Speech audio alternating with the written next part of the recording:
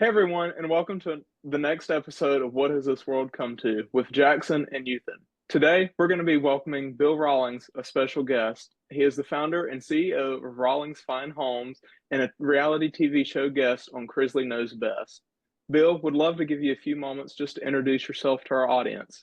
Well, great. Well, thank you very much for having me, and I look forward to our conversation today, and hopefully your folks will find it interesting as well. You mentioned that I was on reality TV. I really, as a real person, am one of Todd Chrisley's best friends, and my wife and I are good family friends of Savannah and basically Savannah, Chase, Julie, the whole crew.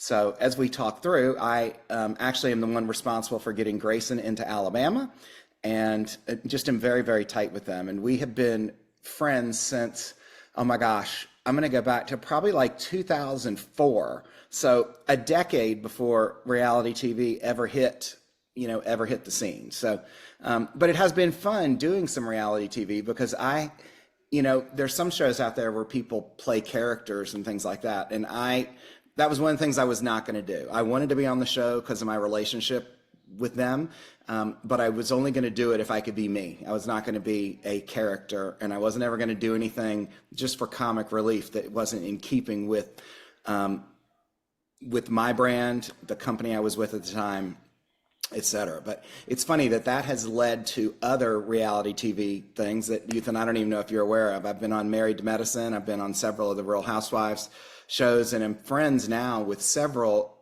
other reality TV stars from across the country because it's really a small, it's kind of like a small group of people who share that common interest. So it's been a lot of fun. Gotcha, appreciate that. Out of all the reality shows you've been on, which one's your favorite? Well, now that's an obvious one. My favorite is definitely Chrisley Knows Best, but that is because, when you're working with your friends, it's very natural and fun.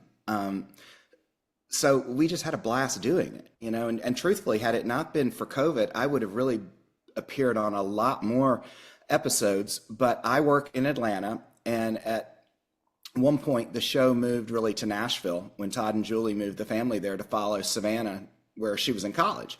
And so that was more difficult with me schedule wise because I would have had to fly or be in Nashville for multiple days. And it was kind of hard to work full time in Atlanta and do that. People don't realize how much time it takes to film those shows. So I'll tell you all a little funny. So each episode they work on for one full week. And so there's really like 3 to 4 days of filming and then one day of those interview scenes. And all that then is edited down to 22 minutes that end up on the camera. Only 22 minutes after a full week of footage. So it does take, a lot of it, you don't even know what's going to end up being on there because the people who do the production were in California. They were not the people who were on site with us filming. So A lot of time and dedication. yeah, and I will be on another new one coming up, and we can talk about that now, or we can talk about that later, whatever you want to do. That's up to you, Jackson. If you want to entertain some questions on that, I'm happy to hear them. Yeah, I'd love to hear your new project. What is it? So, interestingly enough, in that I don't know what day this podcast is going to come out, but I will tell you that Savannah and Todd just had a press conference discussing the pardon that they received from the president and that they are out. But prior to the pardon happening, Savannah had contracted or basically signed a deal with Lifetime Television to do a new show. It's really more of a docuseries. It's not a reality TV show, but it goes through what the impact this, I'm going to say the trial, the conviction, what the entire thing has basically done to the family, but also trying to identify who the family was before all this happened and before reality TV. So I play a pretty significant role in that. That was originally signed for just 8 episodes. It will be on Lifetime TV starting in September. Savannah has released that out to the media. I don't know if y'all have picked up on that or not. It's currently untitled because we've been hoping and praying for this this pardon. So what I expect will happen now is that the duration of the show will go beyond 8 episodes to a full 24 episode season, which is typical for TV. They do it in 3 different 8. They do it in like mini seasons of 8 episodes at a time. And then Todd and Julie will be able to participate in that with us. So I think it's going to take a little bit different twist than what it's been, but I suspect it's going to be pretty exciting. And I bet if I were an executive with Lifetime TV, I was pretty happy that I signed that deal when I did. So That's very exciting. 10 out of 10. I would be happy I did that deal. yeah. And then there's some other TV things that are going on from a real estate standpoint, but it's a little too early to talk about those. So That'll be a follow-up episode. yeah. Well, those details are not ironed out yet. Let me put it that way. There's things that are still coming together. So Gotcha. So we'll see. We'll let them break the news on that, not me. Mm-hmm. Yeah. Jackson, do you want to start going with some of the questions that we had already thought about? Yeah, let's do it. So I guess my first question for you is, without getting into too many of the legal specifics, how did you kind of process things when Todd and Julie first went to prison? How was that for you? Just kind of the initial processing of that. Well, it was heart-wrenching. You see a lot of things on TV and people who don't know them as people and only know them as, kind of TV celebrities don't understand that they have relationships, they have feelings, and they're normal people whose life is actually just on TV. They're not fake people. And it's really difficult to see the folks that don't agree with, did not agree with the verdict and would take it out on them personally with all the bad comments and stuff like that. That's really tough. You want to defend your friends the same way you two would defend each other if people were talking ill about you. But I guess I'd take it even a little bit step further. And Jackson, you didn't really ask this, but I feel like it's an important thing to note, is I was really at the precipice of this entire thing happening. Back in approximately 2011, I suspected that there was an individual who worked for Todd named Mark Braddock, and I had suspicions that he was up to something no good. And it was just a gut instinct. But I ultimately relayed those concerns to Todd, got his attention, which is sometimes a difficult thing to do. And he then hired a forensic accountant after talking about it, and discovered that this person had embezzled $4.6 million out of his company. He then was obviously released from the company, and as a form of revenge, went to the media, went to the Georgia Department of Labor and all those kind of things, and anonymously tried to, create what he successfully created, which was the chaos and, the pursuit of the Chrisleys for things that the Chrisleys had nothing to do with. I will, without going through each of the details, I will tell you that this individual, when he was on the stand in 2022, had immunity from the government and then admitted to perjuring himself 15 times throughout his depositions.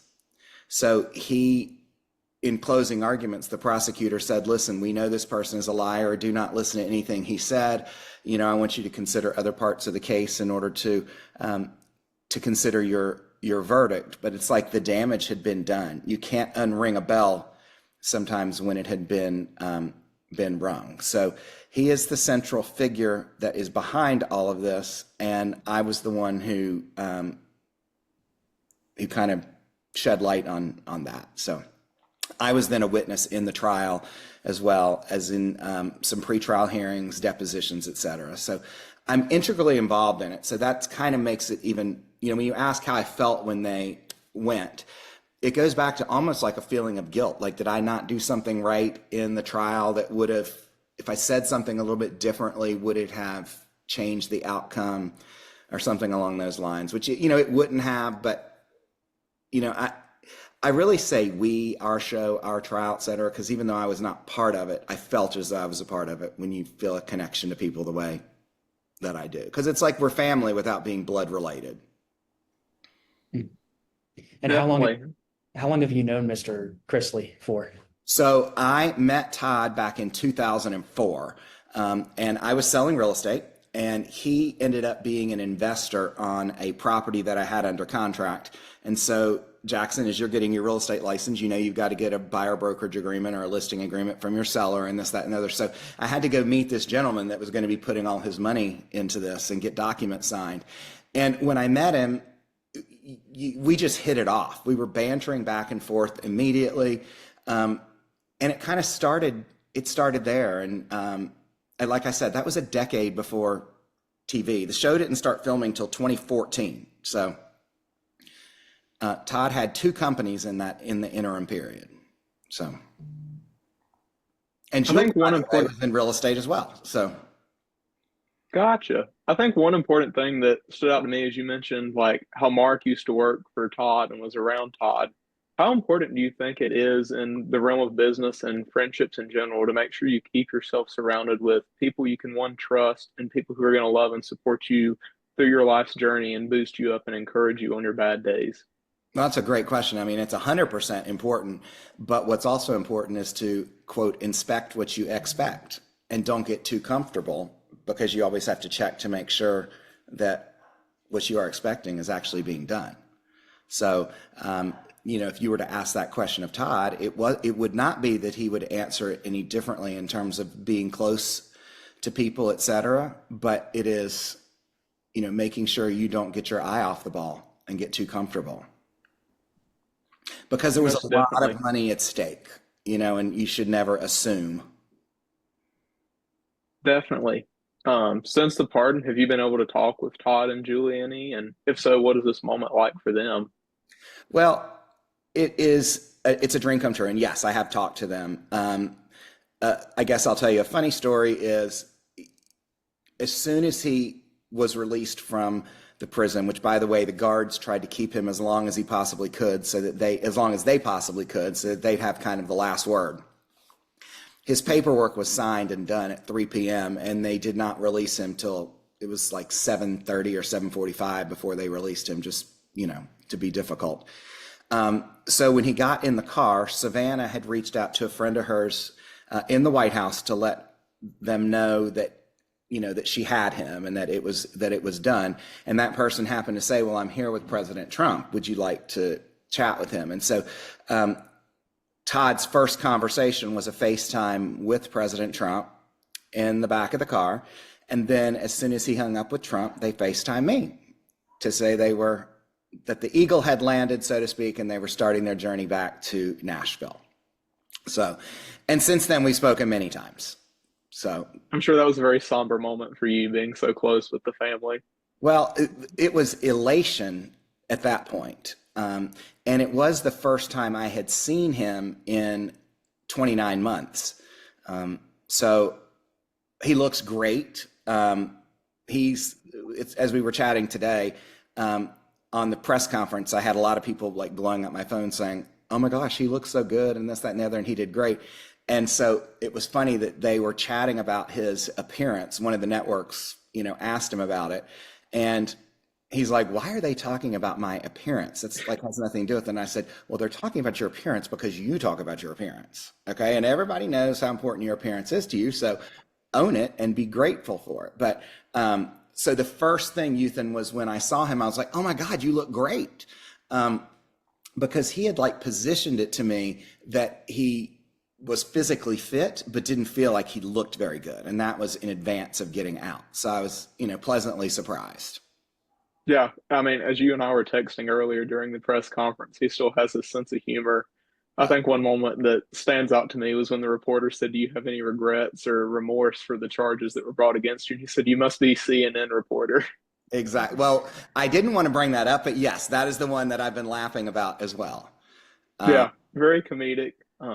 And then, I mean, as I'd mentioned to you previously as well, I'd been able to get connected with Savannah over the last couple of weeks. So I was on FaceTime with her and we were talking, and she was talking about, going through this whole process, how it wears on your family, but you have to keep God at the center of everything and your close friends and just keep pushing yourself forward. yeah, as a matter of fact, let me share something with your folks. Bear with me as I pull this up, because I think you'll find this to be really interesting. Speaking of God at the middle of it. Hold on. I know this is not ideal for me to be pausing. You're fine. Take all the time you need.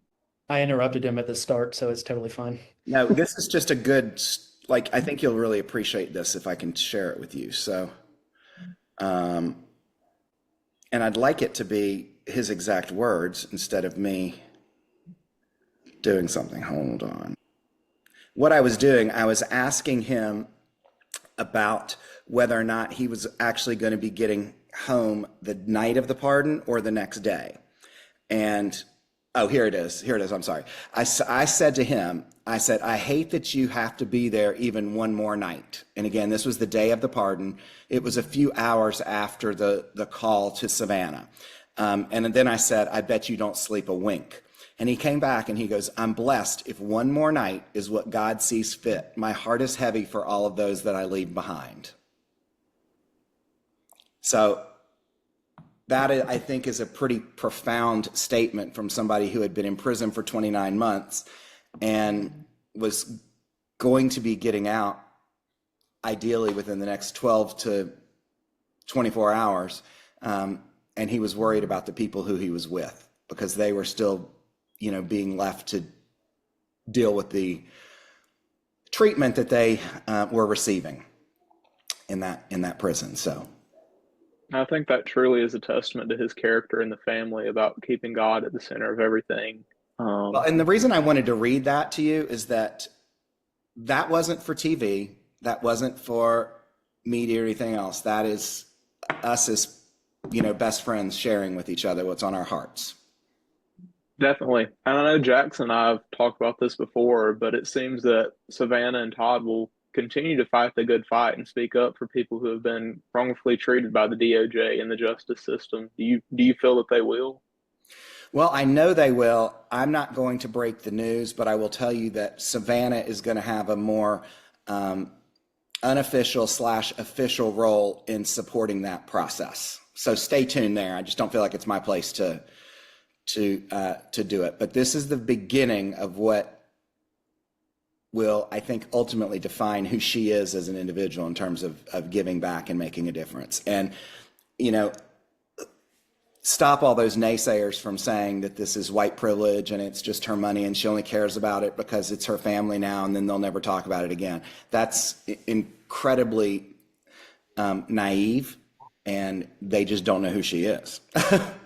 So, I think it's the farthest thing from the truth, just from my time getting to know Savannah over the last couple months and talking with her. I think that is the farthest thing you could say from the truth about her. Right. She's very, very, very driven and is going to continue to make a difference for people. And he legitimately is good at building relationships with people. So the guys that are in there were truly his friends. He made friends with them, and they obviously spent a lot of time together. He was able to share with them, pray with them, and vice versa. So I don't expect those relationships to end at all, either for he or Julie.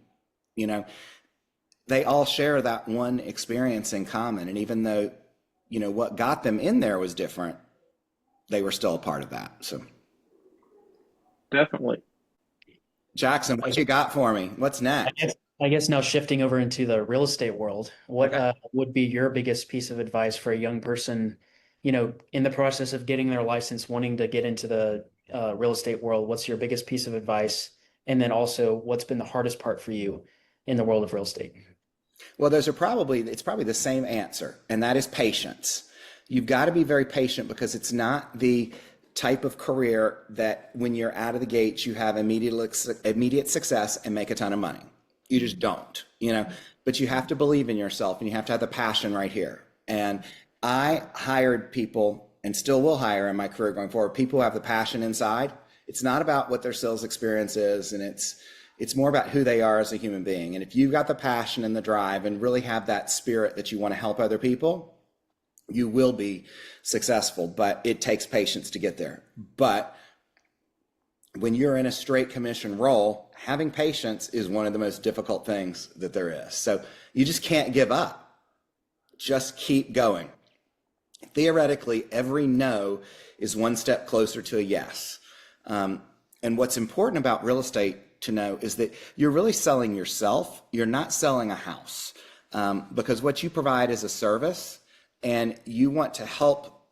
If it is selling that house, you're really helping satisfy the needs of those sellers more than it is that actual house. And when representing a buyer, you want to help them, consult with them and advise them on the things that they have described to you as what their perfect house would be. You want to try to make that love connection. So it's your ability to connect with people and listen to people that makes you successful. So it's funny, a lot of people who are successful in real estate have come out of teaching jobs, like at elementary school, where you're like negotiating and herding cats, kind of thing. You're kind of like a psychologist or a couples counselor, because what's interesting is everybody goes into house hunting, both a husband and a wife, theoretically, in a traditional family, let's just say, go into house hunting thinking that they both want the same thing. And I can assure you, not ever do they want the same thing. So in order to be successful, you got to get each of them to be able to communicate with each other what's most important for them. Because there is no such thing as a perfect house. The day that it's perfect, it may be perfect one day, and then the next day they'll find fault with it or say, oh, well, I wish it had this, or I wish it did that. And I don't care if you build it. By the time the door is locked the first time, you will have changed things. So it's really being an excellent listener and communicator is really where the skills come from. It's not about sales, because if you're selling something, you're trying to convince somebody to do something that they don't want to do. This is just helping them. It's listening and trying to guide them down a path and keeping them out of trouble and make sure that it's all, you're protecting their interests. And then building off of that, how do you separate business from personal life in a world where the two often collide together? Well, that's a really good point. And in real estate, I don't think you can. So you have to, your connections for real estate are going to come from the people who like, know, and trust you. And obviously, those are the people that are closest to you. They are the ones who will give you the referrals, theoretically, when they hear of somebody looking to move or this, that, and the other. So I think what's most important is you can't separate those two lives, but what you can do is try to make time for your personal life, because your professional life can certainly take over. So my advice would be, don't miss things that are important to you. Block certain things out on your calendar. And let's just hypothetically say you've got something to do, on a Friday night at 6 o'clock, a dinner you want to go to.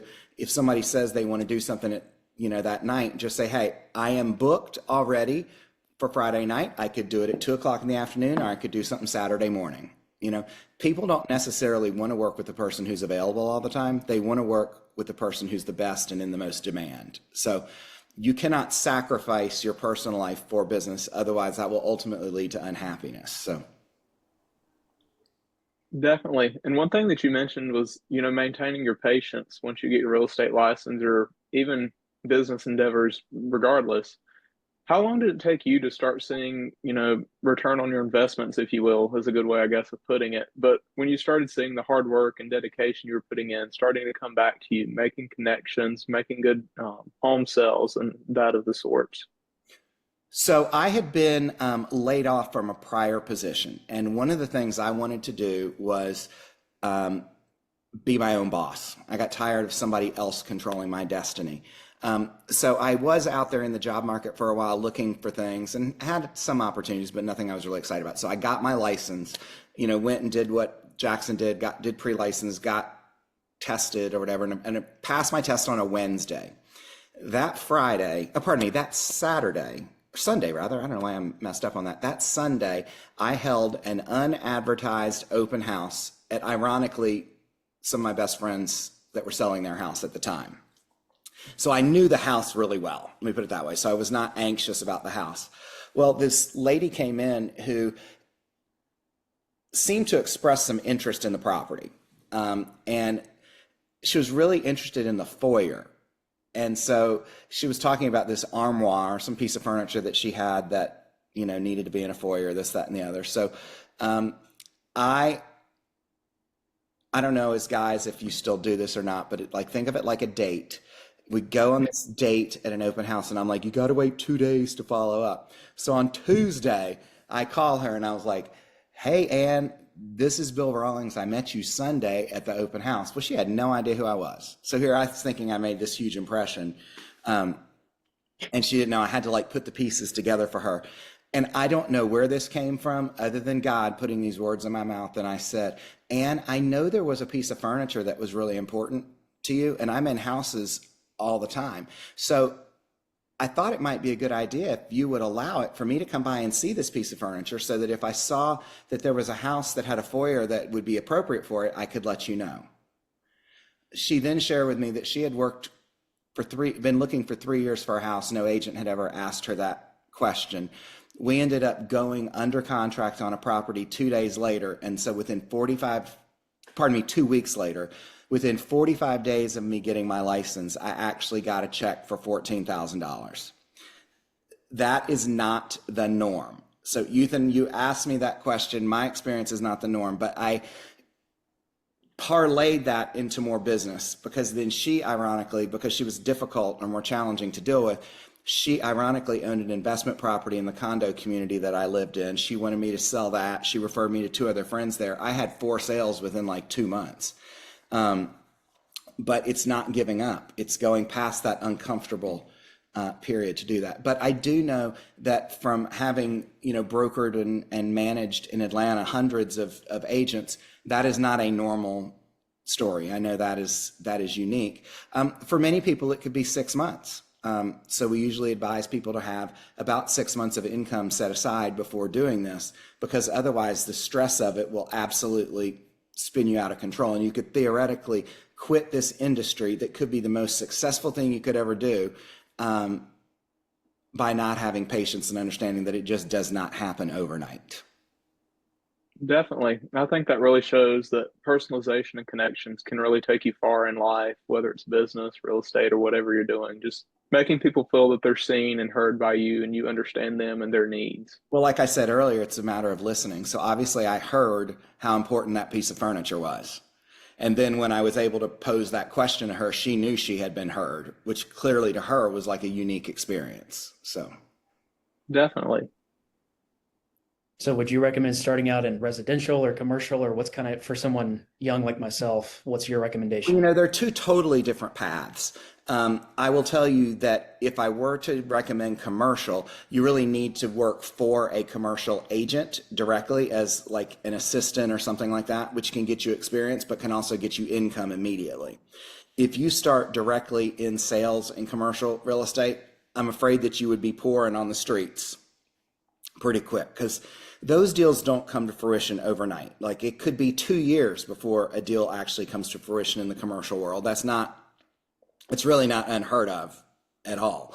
So in residential real estate, theoretically, if a person finds a house, the closing is typically 30 to 45 days later, depending on the market that you're in. So your ability to make money is quicker in residential real estate, but a lot of it is all relative to your sphere of influence and the impact that you have on people and the amount of trust that they have in you. I will say this, starting out, if you are an individual that does not own real estate themselves at the moment, which granted you're just out of college, so my assumption is that you don't, but you don't have to answer that.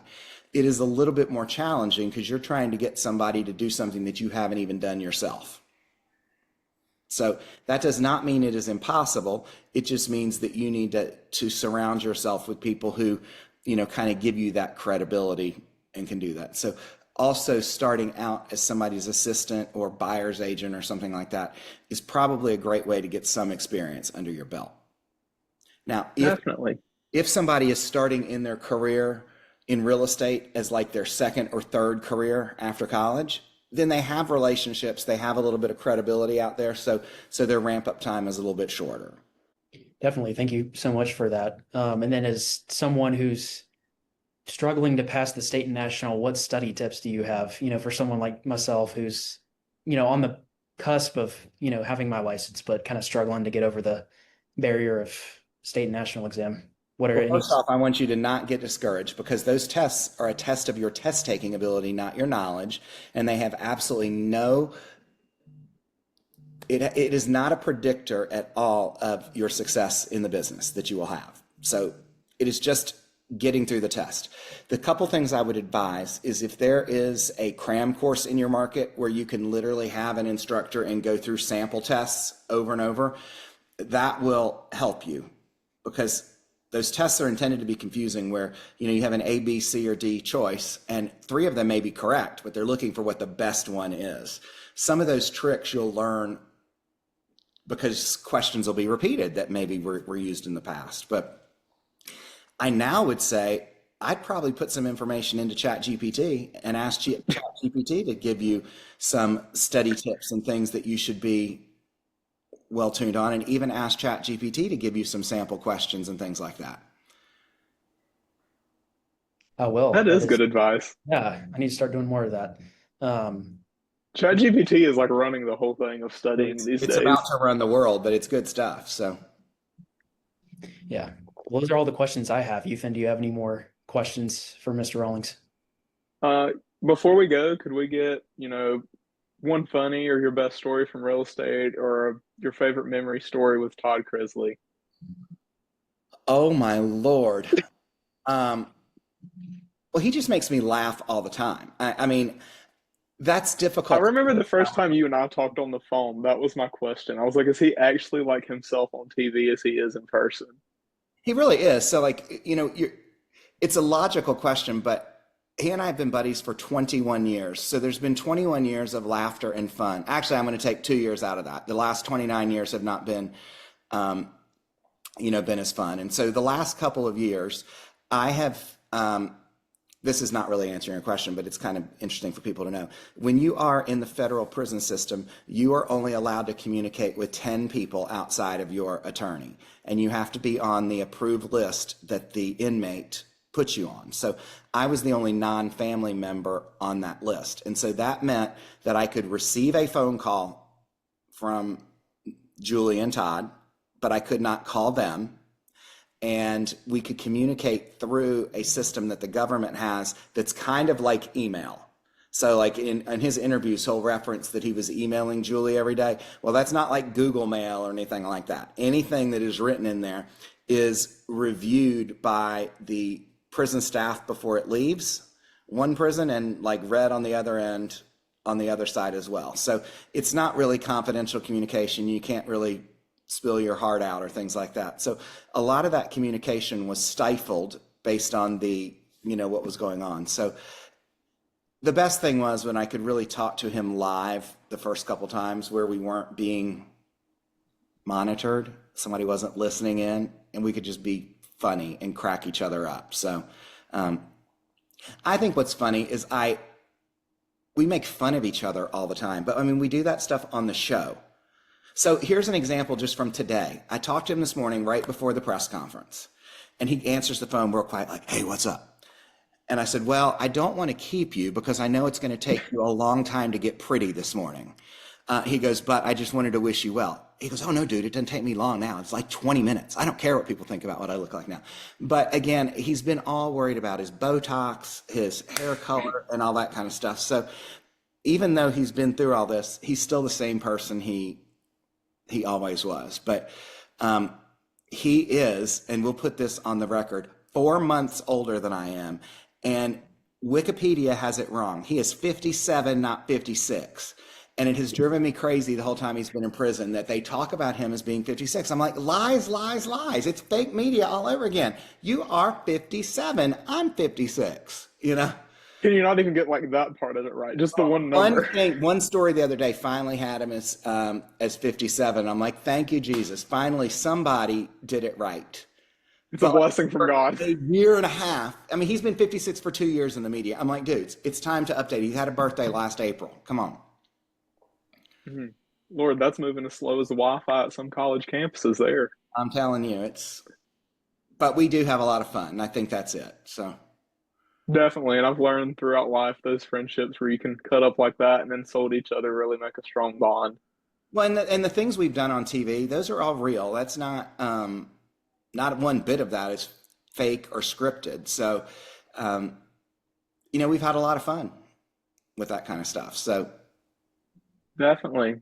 Well, Jackson, I really appreciate you taking the time out of your busy schedule to join us on the show today, and would love to have you back in the future once you get the updates on the potential new shows and such. Okay, will do. Thank you guys very Thank you. much. Thanks everybody for tuning in. Thank you, Mr. Rawlings. Okay, Yep. have a great one.